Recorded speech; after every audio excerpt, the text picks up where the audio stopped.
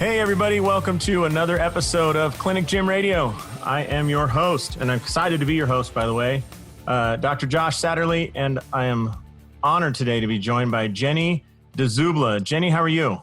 I'm terrific. Thank you for having me today. Hey, fantastic. I'm glad you're here because I think you're going to make all of our listeners tons of money and save them from tons of embarrassment. So no pressure. I hope so. Yeah. But can you tell everybody kind of what your background is and why I was killing to get an interview with you? Absolutely. Well, we met a few weeks ago or was it just a week ago, at the Perform Better Summit down in Long Beach. And it was only like a week ago, but it feels like much longer because your heart is pinging, right? The recovery period. And so my background, after college, I went right into marketing and advertising. And so I spent about 8 years working at a few big advertising agencies in the project management and operations space in Chicago. I've seen Mad Men. There's a lot of drinking and cussing. Yeah. There is. It's not so much like that, but there's still quite a bit. All right. And so I'm from Chicago. I born and raised there, was living in Chicago for a while. And then I made the move out to California back in 2015, still working in the advertising space. And throughout that time, I had actually also started coaching CrossFit in 2012. And so that was something that I was moonlighting as outside of my full-time job. And I absolutely loved it. It wasn't something that I wanted to pursue full-time, but it was a terrific balance for a corporate gig and being able to coach and interact with a motivated group. So when I moved out to California, someone that I had met through CrossFit, their family owns a communications company, and they teach people how to speak as well as you think. And so since then, long story short, I have made a career transition into communications coaching, mostly how to better present in front of groups, whether that be over your computer screen or live standing up on a stage. So now I'm doing that full time. Still coaching CrossFit. And what's funny when I think about how I got started as a communications coach, I am a total introvert. Right. And so it's almost ironic that I found my career in teaching people how to speak. Well, that's funny. What's that gal that helped Al Gore put together? Nancy Duarte. Yeah, she's got a great company. And she says that she's an introvert as well. And she said the best presenters usually are introverts because they're so scared of what they're going to say that they practice it 1,000 times. And they natural born salespeople that are extroverts just think, I've got some notes on a cocktail napkin. I'm good for 3 or 4 hours, and they just get up but they don't get anywhere. They just ramble on. Yeah, exactly. I think though, a lot of people think that the extroverted personalities, that they're people who just get a natural high from sharing their ideas and their voice has that punch and they always want to be the center of attention. And those who don't feel like that in social situations, I think automatically discount themselves from being able to present well, or they don't think they would be able to, when in fact it's really just a learned skill set. And you could be absolutely terrible and then be the greatest speaker in the world. I mean, it's possible. It's just really just like with anything else that you have to learn that's a skill set. It takes time and practice. It's very similar to like exercise. The people that were athletes their whole life and then they get into something like CrossFit do very well early, but then they plateau quickly. Whereas the people that are like, I've never really worked out. I mean, I remember this woman, Whitney, at the gym I went to. She's like, I've never worked out my whole life, but she was just like a plotter and just every day got better. 3 years in, she was the strongest woman in the gym because she never took anything for granted. She never assumed she was good. Exactly. Whereas the early people that, early women that could do 8 pull-ups like on their first day, now they're only doing 12. And here's Whitney going from no pull-ups to 20. And it's like, weird how that works. Yeah, and I love that you said that because the same goes with communication. We all have the ability to speak and we do it every day. I think I read a statistic that you spend 70 to 80% of your waking hours in some form of communication. And that's a lot of time, right? Like when we're not communicating, we're sleeping. And for something that we do all of the time, people just think that we're naturally good at it. But we're not. Just because we're able to do it doesn't mean we're good at it. And it's kind of like choosing not to practice how to be a good communicator or presenter is like choosing to crawl instead of walk, right? You're just choosing the slower path.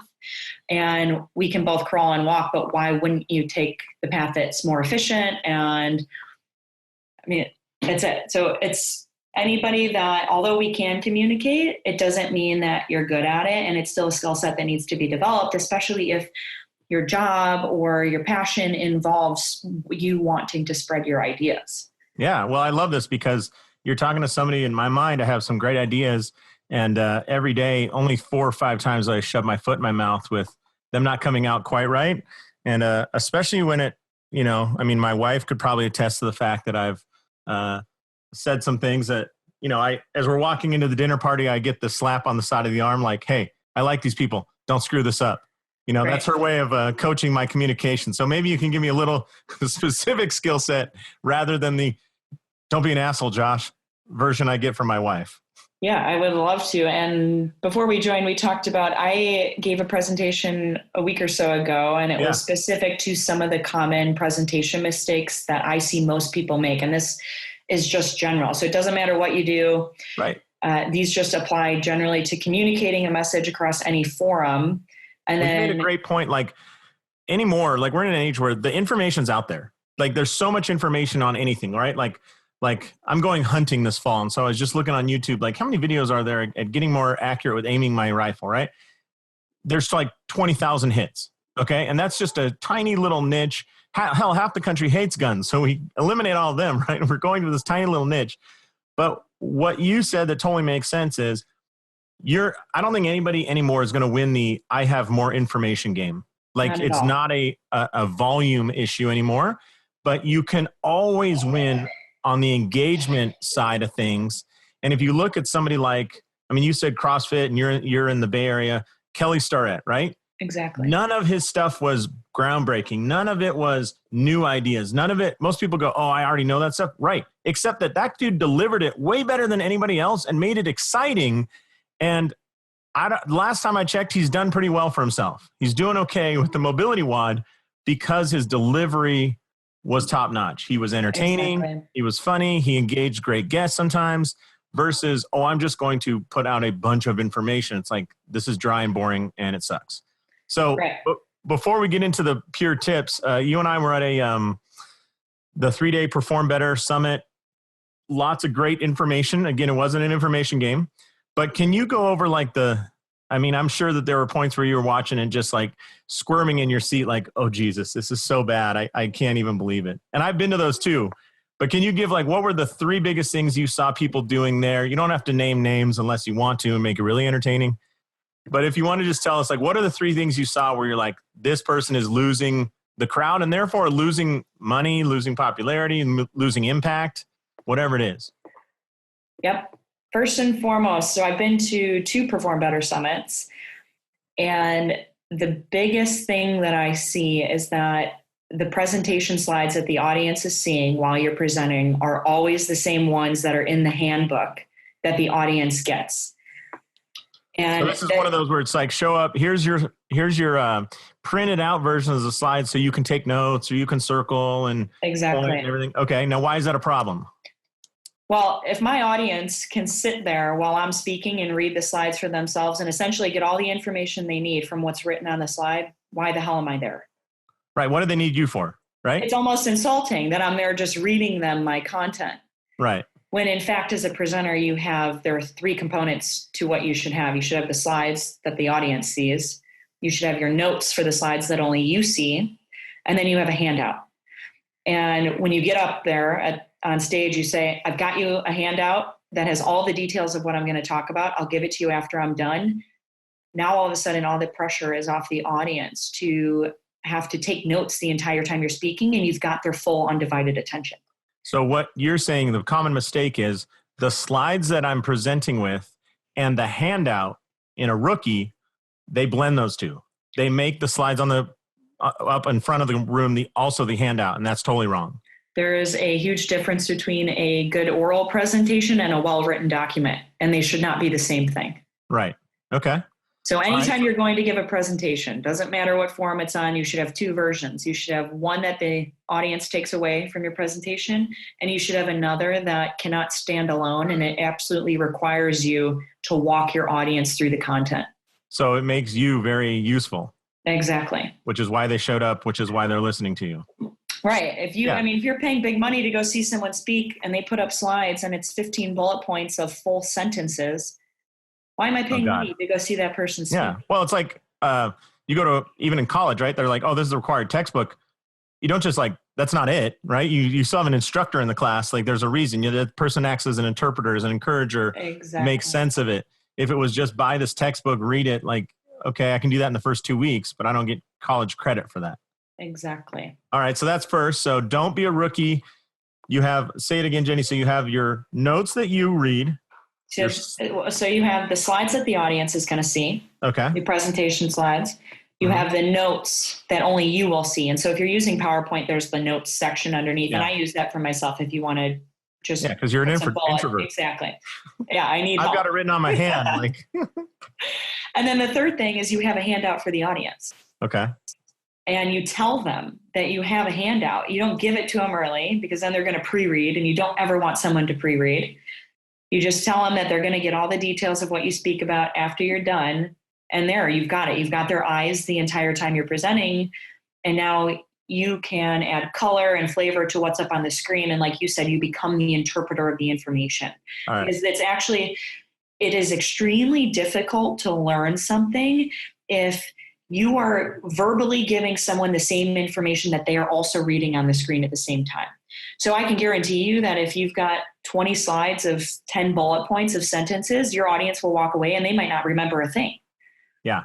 But if you show them a huge picture that's maybe an analogy to what you're talking about, and then you add all of the color and the context as to how this applies to what you're speaking about, they will remember and walk away with a feeling of connection, and you'll have a much greater chance of them remembering what you even talked about.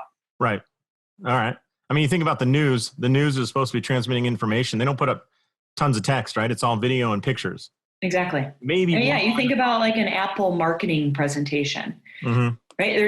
They're usually very plain slides, black or white slides. They have an image, and if they have text, it's maybe 5 words. Yeah, and again, they've done okay for themselves. Apple. Exactly. Yeah. And we're, as a human, we've evolved with stories, right? Humans, you can connect with people by weaving a narrative and connecting what you're saying to people's emotions. And the only way you do that is through storytelling, and pictures are a visual aid to storytelling, but you should be the one telling the story.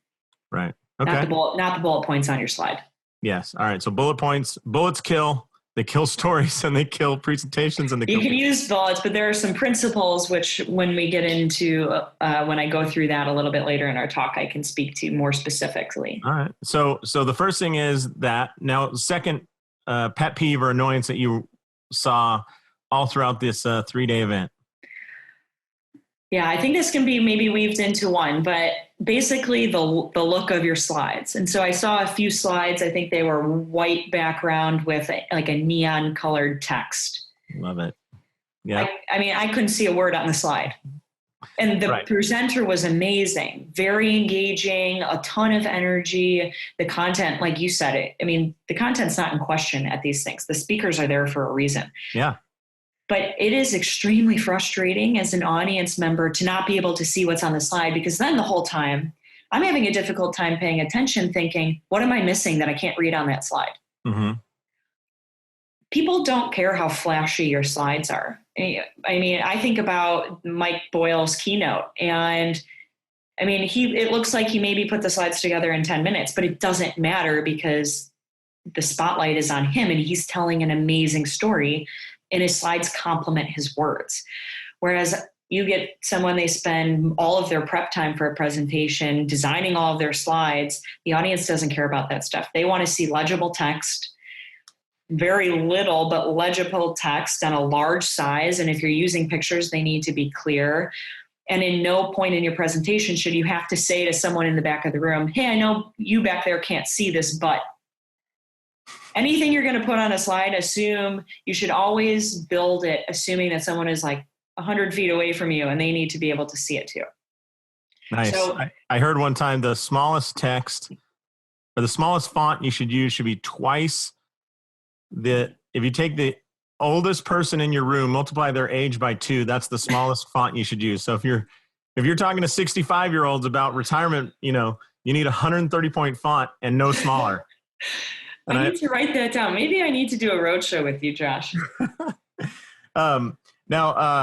So pictures and clarity, it's funny you talk about Mike Boyle's presentation. The one slide I remember out of his thing, his keynote, was a big picture of Todd Durkin working with LaDainian Tomlinson, and Mike picked out a wicker chair in the background of the picture, exactly. Right?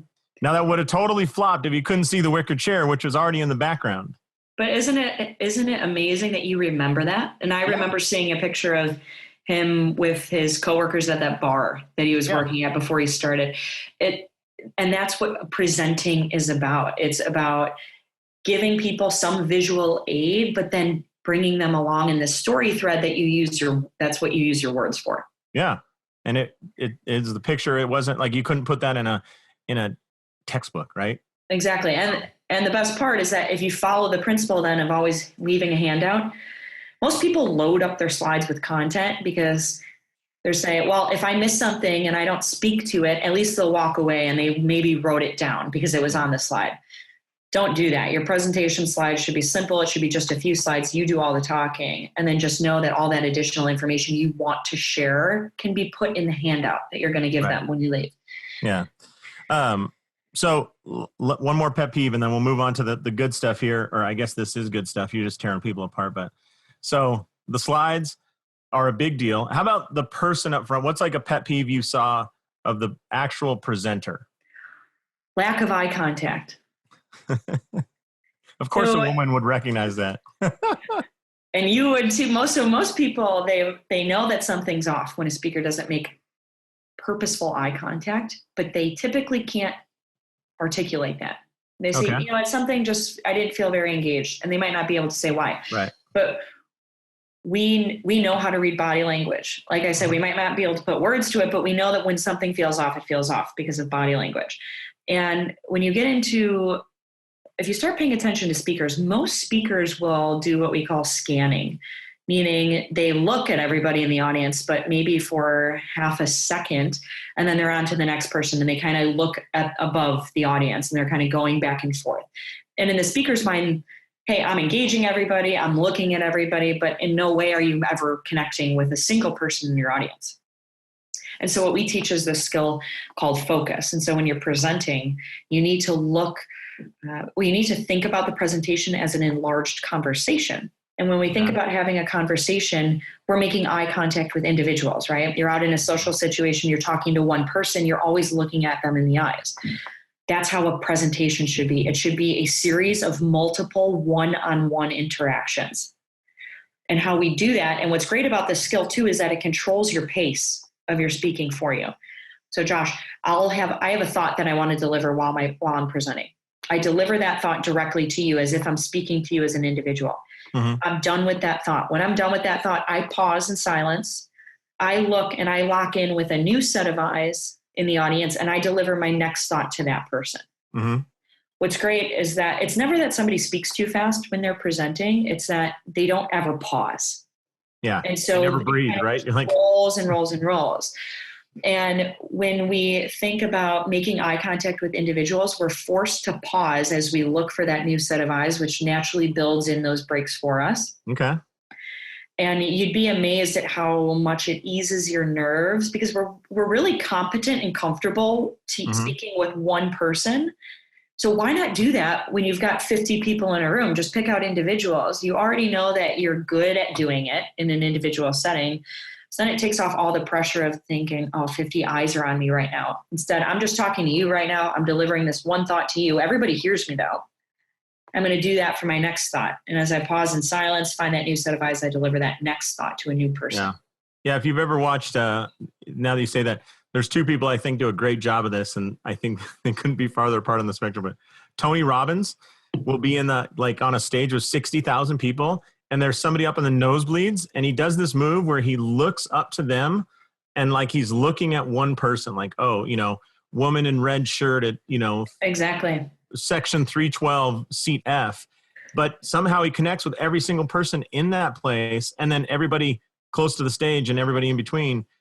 The other person, if you ever watch a State of the Union with President Obama, I mean, that room is set up kind of like a huge fan, and he looks at some point all the way left, and then he looks all the way right, and he looks everywhere in between, which would be, and that's pretty tough in a room. You typically the sides get cut off, but he's able to pull it off, and he's a fantastic orator. Like, he can deliver a message like no other. Oh, he's amazing. Yeah. And so the space obviously matters, right? If you're up on stage and you've got 500 people in your audience, it's going to be very difficult, especially if lights are on you, to see a set of eyes. And so instead, at that point, you want to almost section off the audience. And instead of making eye contact with individuals, you just choose sections to focus on. Yeah. It's like with women, you choose sections to focus on. Like, here's a tip: focus on their shoes and then focus on their face and ask about their shoes. You can never go wrong. And as a tip, don't ever focus on sections in between those two. Yeah, no comment. Keep it stupid simple, right? Or simple stupid, however that goes. That works every time. Like, oh, are those new shoes? No, but thanks for asking. Okay. Yeah, and two, if you find yourself that you're just in meetings a lot, let's say there's only 8 people in a meeting, doing this is a really great way to ensure that your audience pays attention. Because think about yourself in a meeting. If you know the speaker at some point is going to make direct eye contact with you and you're sleeping, you're going to feel bad. For anybody with, any moral compass, will feel a little bit of guilt for not paying attention. And so it forces your audience to be paying attention to you, knowing that at some point you're going to come and look at them in the eyes. It's the difference between like a video conference call and a audio conference call, right? Like, when you're on an audio call, if it's just a phone call and there's 18 people in it, I mean, you can hear people in the background are putting together their fantasy leagues, they're feeding their dogs. And, if they're engaged at all, most of them are just, it's a multitasking time. But when you're on a video call, all of a sudden, like, you have to pay attention because there's eyeballs, right? Mm-hmm. Yeah. And so this eye contact skill is actually the one skill that you won't be able to do unconsciously as you get better at it. It's the one skill that throughout your entire speaking, however long you're presenting yourself, you'll always need to be consciously doing it. And a very creepy but good tip that I have for people to practice eye contact. So if you're practicing your presentations at home and you don't want to practice in front of a person that you know, or you don't have a group of people to practice in front of, go to Google and Google set of eyes and print out a set of eyes. It's just a horizontal snapshot of just a set of eyes. Print out a few of them, fold the paper in half, and place them in a space that you're practicing your presentation in. And while you're practicing, engage with each of those sets of eyes as if they were people in an audience. Wow. It works. And hope to God you don't have a... Yeah, just hope nobody sees what you're doing. Exactly. The cops don't come to interview you about the neighbor next door or something. You're like, hello. Yeah, maybe put them in a safe when you're not using them. Yeah. Hey, we'll be right back with our interview with Jenny Dziubla after this. Hey, I'm excited to announce that Clinic Gym Radio now has a sponsor. For those of you who have listened to my show long enough, you've heard of Dr. Bobby Mabey and Dr. Kevin Christie.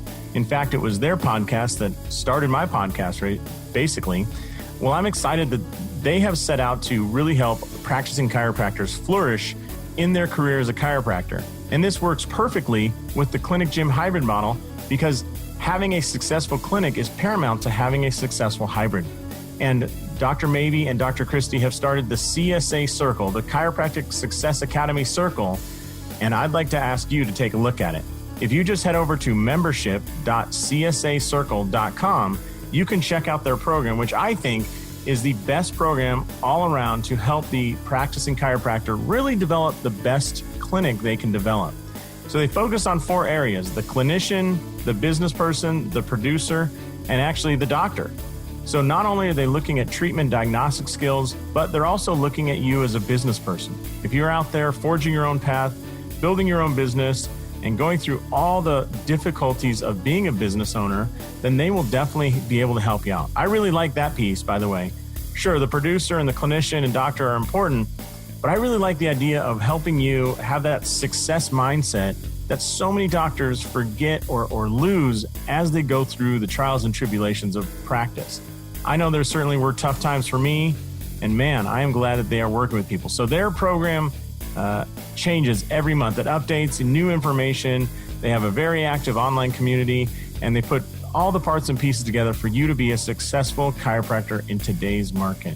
So once again, go ahead and check out the Chiropractic Success Academy at membership.csacircle.com. And I really think that this will help you reestablish or establish your clinic as the driving engine that really fuels your clinic gym hybrid. And that's exciting to me because then you'll have some massive success.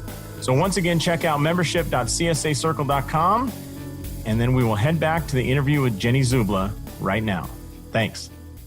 These are all great tips, so that lack of eye contact, I think, is huge. Or what drives me nuts is in a big room, a big long room like a Perform Better, they have these fairly long, skinny rooms. They're kind of rectangles, lengthwise.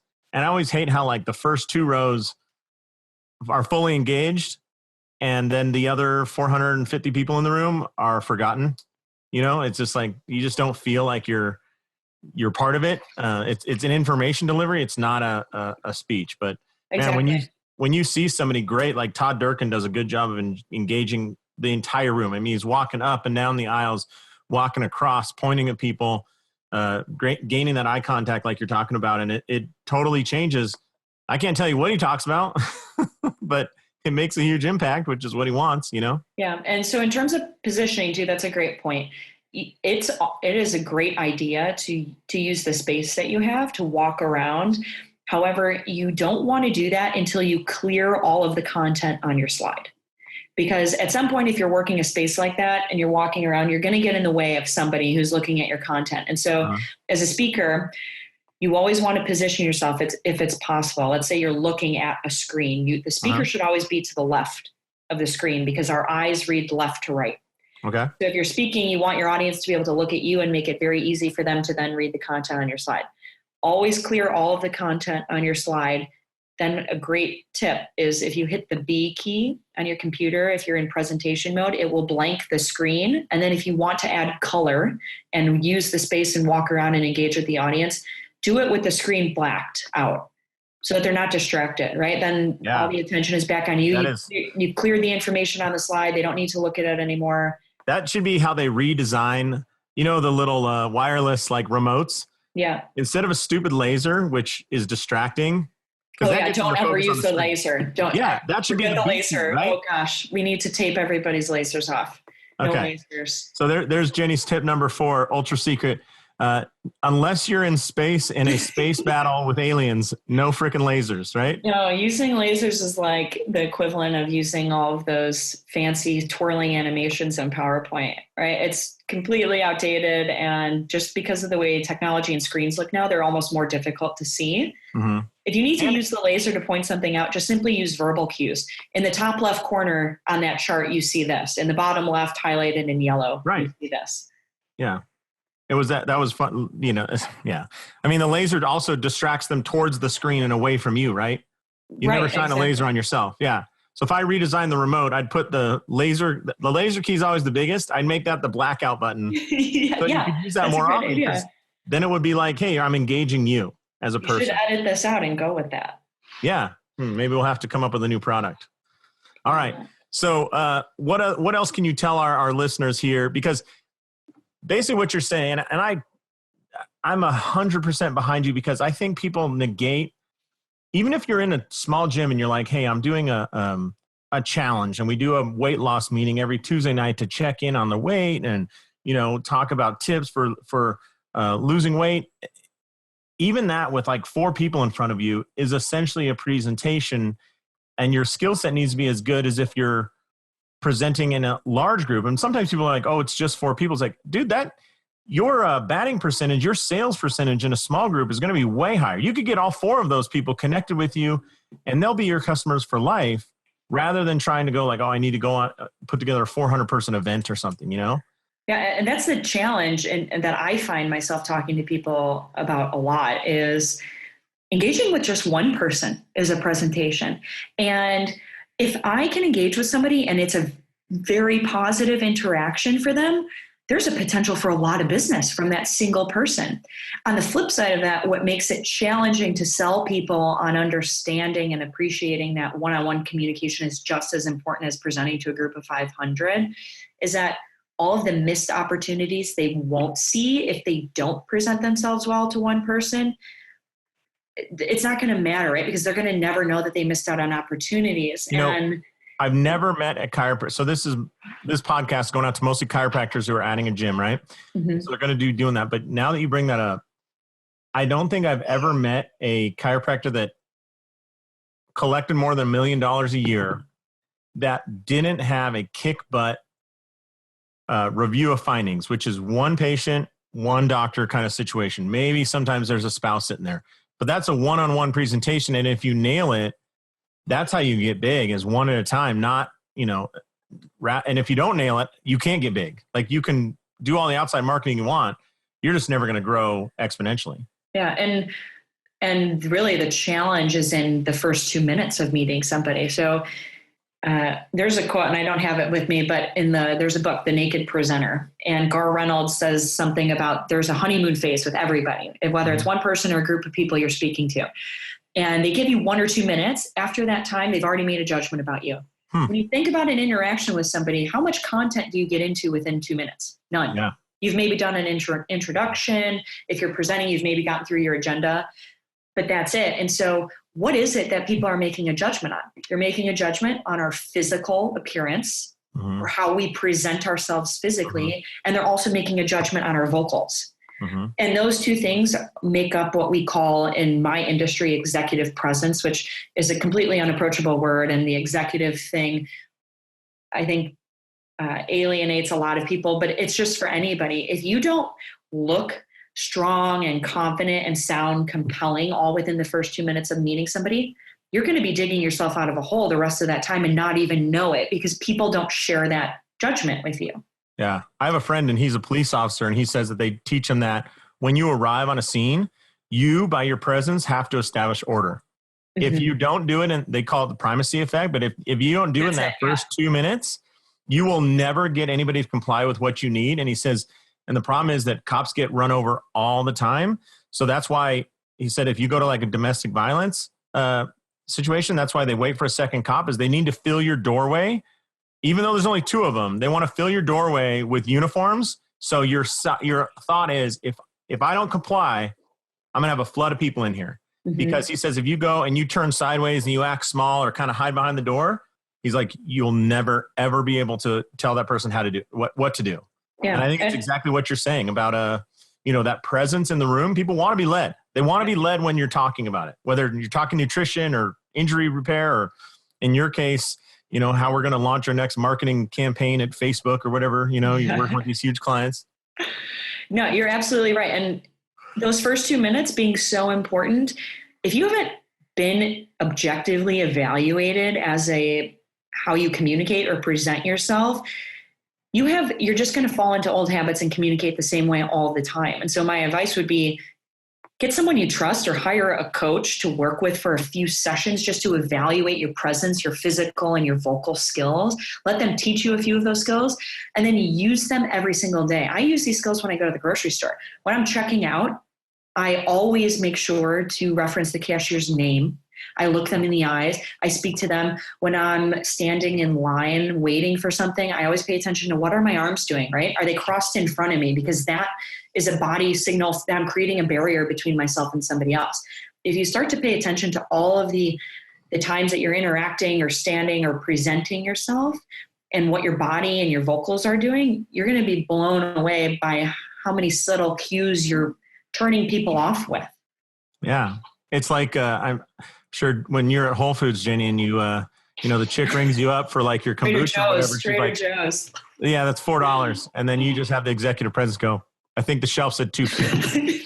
And she's like, okay, I'll give you the discount. Yeah. And then I walk out of there with $2 I pay. That's right. Yeah. You win every time, right? That's how you get rich. Saving $1 on kombucha. Yeah. So speaking is absolutely a skill set. Yeah. I want to cover something that you just reminded me of, because this absolutely is a pet peeve of mine. If you are going to speak to small groups like Rotary clubs and Chamber of Commerce, and people are inviting you out there. Everybody listening, please, I beg you from the bottom of my heart, put together a short, tiny bio on yourself and forward that to the person and repeatedly tell them, here's my bio, please. If they're like insistent on reading something. Like, I always hate when you go to these clubs, and I've spoken a lot, and they print off your bio from your website. And it's like, Jenny was born on the south side of Chicago and attended Lincoln Elementary, after which she went to blah, blah, blah middle school. And then following her time as the pitcher for the softball team in her freshman year. And like, now when you're saying that 2 minutes where you establish all that person has established with you is you are boring. Exactly. They've established it for you because they've gone on for 5 minutes. Well, and it's disrespectful to them because honestly, people don't come to see the speaker. They come to hear what you're going to tell them. Mm-hmm. Ooh, right. Like and that. if you are let's say you're giving the same type of presentation all the time. If you're not redoing the organization of your slides, the content, the way the content is shared for every single individual audience you're presenting that to, you're doing it wrong. If the audience feels like they're getting a generic off-the-shelf presentation that you gave to the same group, but that was a different audience last week, they're going to know it and you're going to automatically lose credibility with them. You have to speak to the individual audience that you're presenting to, and you have to learn about them. The focus is absolutely not on you as a speaker. It needs to be about teaching them something, inspiring them. And the only way you can do that is if they know that you've learned who they are and know how to connect with them. And yeah, it's like you said, capable of doing. It's like expanding that personal conversation. If you go on a first date with somebody and all you talk about is yourself, you will go home with that person. Yeah, exactly. Yourself. I mean, not the other person across the table. If you learn about the other person and ask and engage them, much higher likelihood you'll go home with that person across from you. So yeah, and don't be afraid to communicate a goal with who you're presenting to, right? Like if they come in to talk to you and you're going to talk them through a few things, this is what I'm going to share with you. When we leave here today, my goal is for you to have learned this or to be able to apply this. Let them know that what you have an intention for them and that all the time that you spent preparing for them was to help them walk away and be able to use the information that you're going to give them. Mm-hmm. Yeah. It's not just an information transfer, right? Like whenever we're communicating, it's always to inspire, teach, motivate them to do something, change their way of thinking. And the more provocative our message is, the more engaging and skilled we have to be at delivering that information in a way that the audience, that specific audience, is going to be able to learn. Yeah. I for a couple of years, I gave a ton of presentations at Rotary clubs, and like the first time I walked in, I completely bombed because I had a presentation I delivered to a bunch of strength coaches and trainers, average age 27 and a half. I go into the Rotary Club and average age is now, let's just reverse the 27. It's 72 probably. Yep. And horrible. So imagine this, Jenny. So I walk in and I literally step into the space and I just go, oh shit, because low ceilings, long, skinny room. There's nowhere for a big slideshow. Mm-hmm. And everybody's old and it's round tables, which for those of you who haven't spoken, that means half the crowd is facing away from you, and so now I have a partial screen in a corner that only, 20% of the room could see if their glasses work, for God's sakes. And I'm like, this is the nightmare scenario. And I realized how bad my presentation was because I didn't have a plan B. Basically, I relied on my slideshow to get me through. And I was like, oh crap, like it would be better to not even have the slideshow because now it's just a distraction to myself and the group. And that's exactly it. Oh my God. It was like getting slapped in the face. So like, hey dummy, you're not nearly as good as you think you are. If you go into any presentation and you can't give it without slides, that's stuck, like, right? Like, that's it. Like every single presentation you give, you should be able to give without slides. The slides are just a bonus. Yeah. It's like the dude at the gym that's like, if I just make my arms a little bit bigger, that chick's going to go out with me. And it's like, it's not your arms, dude. Like, no, you're telling a story. And actually that you hit on that was, oh, Jenny's got a story about a dude with big arms at the gym. All right, let's hear this. I wish I did. I have one at home. Thank you very much. But yeah, he's a functional trainer, so he doesn't have the massive biceps and skinny ass legs. But right. yeah. But when you think about an audience, like you just said, presenting to strength coaches and then going to the Rotary Club, there's usually two types of cultures. People either fall into a data culture or a storytelling culture. It's really important to know which one your audience, generally speaking, falls into, right? So data cultures, you want to be sure that your content includes raw numbers, statistics, facts, graphs, charts. But if you give that same type of information to a storytelling culture, you've lost them from the start. Right. Storytelling cultures want to hear success stories, testimonials, why something worked here and why we want to use it here. So when you're talking to somebody, even if you're not presenting, you're just communicating and trying to sell your services to somebody, think about what information they want to hear in order for you to appear credible to them, and then give them that type of information. It's either usually going to be data or it's going to be a story, which is emotionally driven. Yeah, that's interesting because we did a workshop that led to a big contract with our local fire department, where we were like, hey, we can, do this analysis and then get your guys out of pain and get them feeling good. And they were like, we lose a lot of money on the cadets in the academy. So we said, well, let's launch there, right? So half the room was it was like the chief, assistant chief, and deputy chief over training. So there was 3 of them. And then there was the representative of the firefighters. And so I didn't have enough data. So the chief and the deputy chief were never moved. But I was telling the story of how great people can feel and how much better they're going to move and how they're going to feel. And the young firefighters were like, dude, we want that. We want that. We want that. And I had to go back and give a data-based presentation to the HR department to show why they needed that. And it was going to save them money, not just bring good vibes to the department, Yeah. And I totally screwed that one up. Yeah, and sometimes that just is a matter of asking questions before you even go in to present. Who's going to be in my audience? What are their expectations? If there's 2 really different cultures, hey, can we split this up into 2 presentations? I can shorten them to 30 minutes, do 30 minutes with this group, 30 minutes with the other group. Mm-hmm. The more you can keep the audiences specific that are going to interpret that information in the same way, the better. And there's almost no time, even if it's a data culture, there's almost no place where you should put a spreadsheet up on the screen, correct? Absolutely not. No. No. Jenny will personally come out most charts and kick graphs you in the shin repeatedly if you put a spreadsheet on your screen. Yeah, most charts and graphs people show are copy and paste out of a book or a manual or a study. And really, you should be redoing every single piece of data that you're pulling as a citation before you put it in your slide. Yeah. I've never seen them work. And they're like, if you look here, or I love the ones where it's like 2 bar graphs and they're like, you can see the difference here. And I'm like, I can't see anything there. I have no idea how effective your program was. Oh, we were super excited. You're like, you're showing me a 0.17% difference here. I don't care. Yeah. Well, and in that instance, right, use a metaphor, an analogy of something. This would be the equivalent of sleeping 2 full days or something that can help them contextualize what you're saying, especially when you're getting into the nitty gritty details, which a lot of people probably in your audience do that. Yeah. Nice. Sharing data is a skill as well, but yeah. All right. So we're 40 minutes into this. Okay. We haven't gotten any of your 7 tips. We've talked about a lot of them though. Yeah. Just not in order, but that's okay. Yeah. So why don't we do this? Why don't I have you back on for another interview where we can be more actual data-driven, more specific tips? But in the meantime, if people want to get a hold of you, like you said, get an objective coach. It's funny you say that because I remember the first time I went through a speaking training, they filmed us.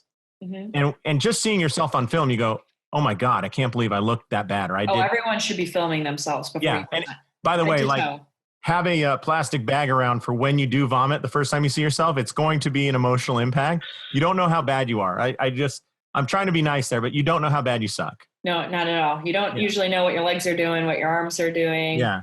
And women, stop crossing your legs when you speak. You look weak. Yeah. Sorry. Yeah. You're absolutely correct. We could talk about those things if I come on again, the specifics. But yeah, there's the one quote that I did want to share that I really love. All right. And Dale Carnegie said, there are always 3 speeches for every one you actually gave. The one you practiced, the one you gave, and the one you wish you gave. We want those last two to be the same, right? And the only way to do that is really give your audience the respect they deserve and spending time to learn about who they are, develop content around that, and then practice a lot and videotape yourself a lot before you deliver the presentation. Yeah, it's so huge. And really anybody out there that any chiropractor, any trainer, strength coach, if you're just really good at delivery, you will never be without clients ever. Yeah, that's so true. Because you get away from being a commodity. I mean, it's unbelievable. So yeah, and we can reach hundreds of thousands of people now on social media and video platforms. And the bar is so low for the quality of presenting yourself. Yeah. This is probably one of the biggest opportunities anybody has is just to simply improve these skills, and you will surpass so many people in your field simply because you communicate well. Yeah, there's so much opportunity there. So Jenny, I really appreciate your time today. If people want to get a coach and they want you to start helping them with their public speaking skills and whatnot, how can they reach out to you? How can they get a hold of you? Where should they go? Can you give them some direction there? Yeah. So I work for Vautier Communications, and Josh, I don't know if I can give you this information to include, or I can spell it out. Yeah, I can put it on my show notes. Okay. So I work with people individually on presentations. I can coach over Skype, or if I'm in town, I can work with them in person, or we have a 2-day public program that's wonderful. That's all just presentation skills. Okay. So Vautier Communications is VAUTIER communications.com. And then my email address is Jenny, JENNY, the letter D, at VautierCommunications.com. So it's a hard to spell, but even harder to communicate name for a company that helps you get better at communication. I know. Yeah. Awesome. Very cool. Well, all right. I appreciate all the time and all the tips you've given everybody. I can't restate enough. Like I swear, if you're good at public speaking, there's millions of dollars sitting out there waiting for you to get whatever you believe in. I mean, even if you're, hey, I want to raise money for my church. I was just at church last night, and they're trying to build a new Catholic high school in my area. And the guy up there who was presenting, he did a great job of captivating the crowd. And I bet that speech he gave for 10 minutes in the middle of a mass was probably worth $20,000 of donations. Yeah, put yourself out there. If you're passionate about something, go speak about it for free to anybody. Yeah, it's awesome. It's awesome. I can't restate it enough. So Jenny, I hope some people reach out to you and just out of curiosity, what's the 2 days? What's the 2-day event like? I mean, some sobbing, some sucking your thumb, but in between times. We do a lot of, it's all active coaching, in the moment coaching, very, you're not going to leave crying. That's for sure. We do 7 videotapes, and you immediately watch yourself, and we do group and coach feedback. And we go through just modules about how to look better, how to sound better, how to organize a better message, how to build better slides, how to tell a story, all of the major points of delivering any form of presentation. It's a good starting point. So if you're just looking for a communications course to take, the 2 days wonderful, and we host them in Chicago, the Bay Area, and San Diego. Oh, 3 great places to be. Right? Yeah. Awesome. Well, thanks so much for the time today, Jenny. And on behalf of Jenny Dziubla, this is Dr. Josh Satterlee saying, go out there, maximize your license, and live the life you dream of. Thanks, Jenny. Thank you, Josh. Thanks for listening to Clinic Gym Radio. If you're ready to double your profit without working longer hours, please visit clinicgymhybrid.com and find out how easy it is to get started on your path to freedom. That's clinicgymhybrid.com.